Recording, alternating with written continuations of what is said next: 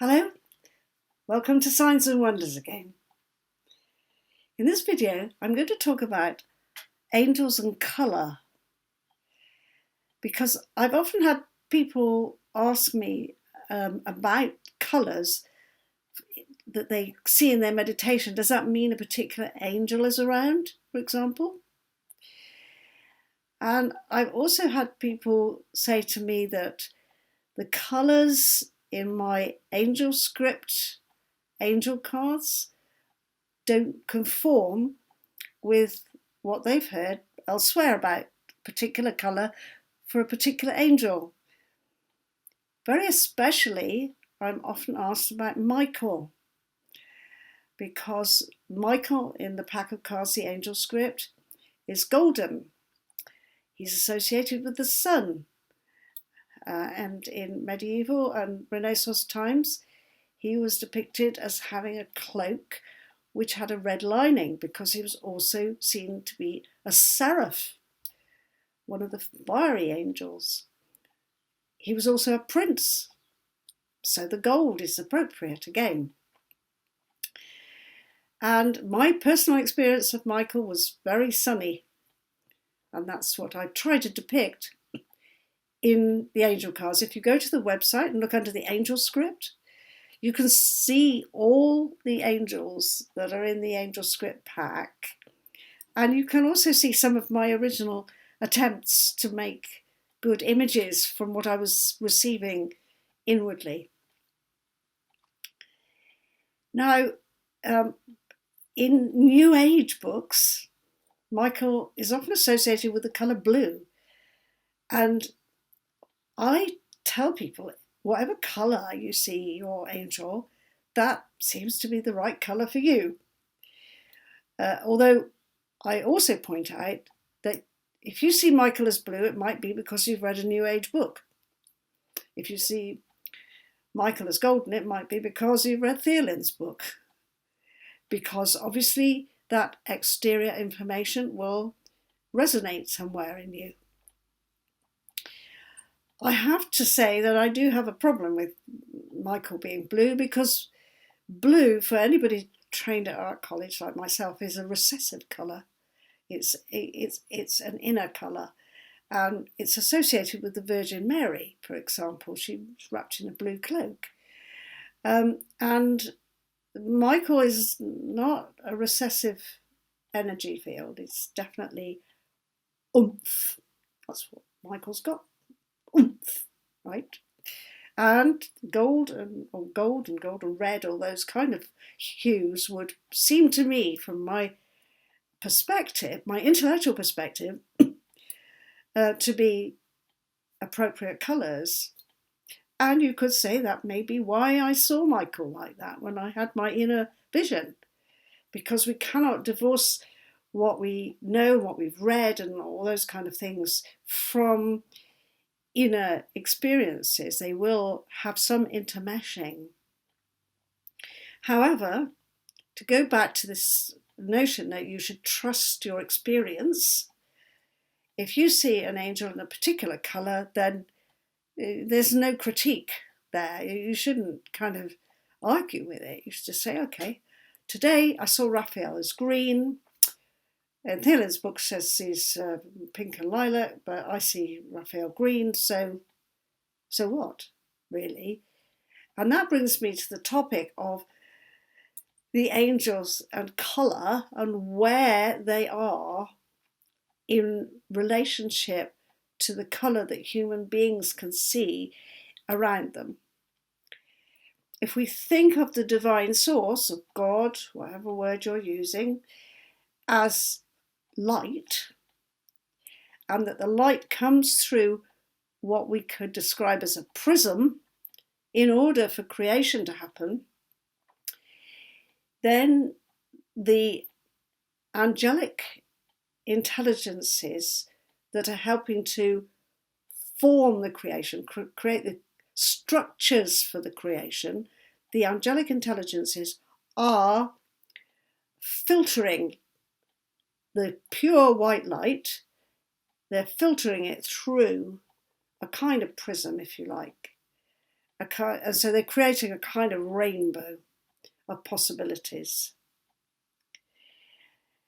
And the actual intelligences of the angels are beyond the rainbow of human life, because they're not embodied, and just as they don't actually have wings, right, or faces, because this is pure intelligence, disembodied intelligence.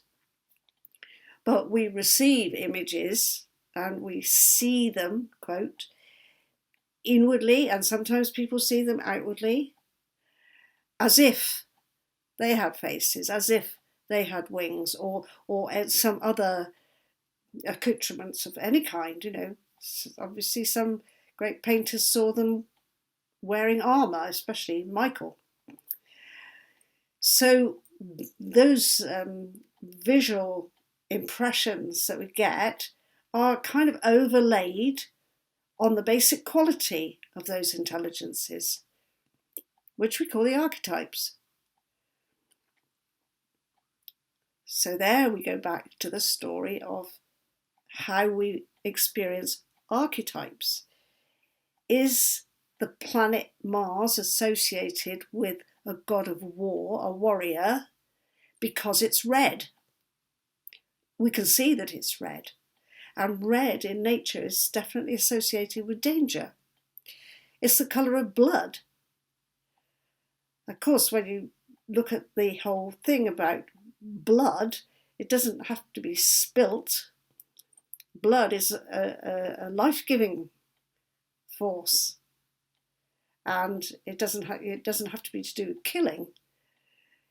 But there we have a very basic archetype about competitiveness, self-assertion, which can go in extreme can become aggressiveness, and then we get this association of a red planet, Mars, being associated with being a warrior.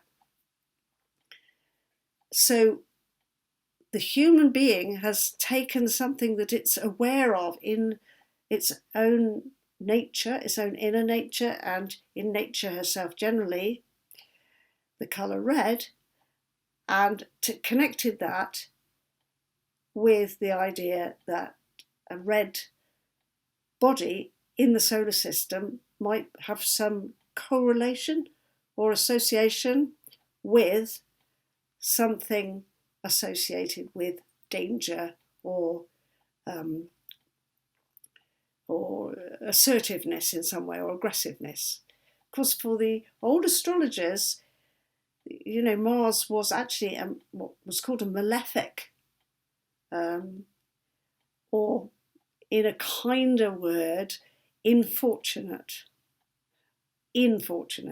So not good stuff.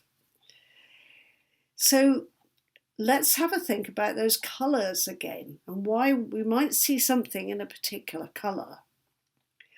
Why we might have an experience of different colours when we're meditating. Well, those colours might be associated with some input at a deep level of the qualities that we associate or can be associated with the angelic energies. And you may see a colour, and it may not have any wings or faces or anything, it might just be colour. And that colour will have an effect on you. You know, if you see something in your inner vision that's a kind of magenta colour, which is quite a rich well, it's a beautiful colour. Magenta is associated with wisdom. Well, magenta on the edge to purple.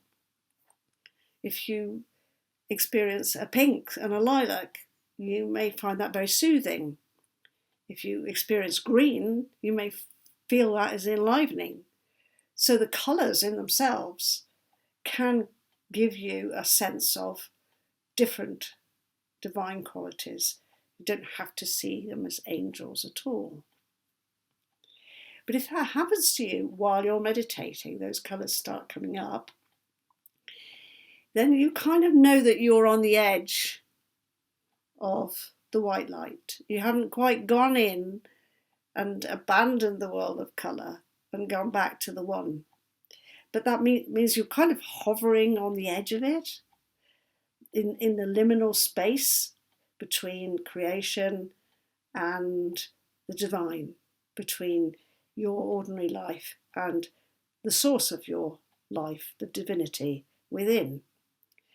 So seeing colours while you're meditating is a very beautiful sign that you can be rest assured, in a way, that you are being encompassed with those energetic qualities, which in turn you can associate with the different attributes of divinity, whether it's the compassion of divinity, the healing of divinity, the assertiveness of divinity, and so forth. So the connection with the colours and the archangels is fairly fundamental, I think. And I think they're fairly consistent, even if some books say green for Raphael and some books, like mine, say pink or lilac for Raphael. So don't be distracted by that. Just go with the experience of the colours. Just go with your feelings when you invoke the archangels in your meditation, and just allow it to happen. It's beautiful, and it will bring you great delight. Many blessings. Keep shining. Don't forget to go to my website and make sure you're enrolled on, that you've subscribed, so that you know when I'm sending out more content. Goodbye.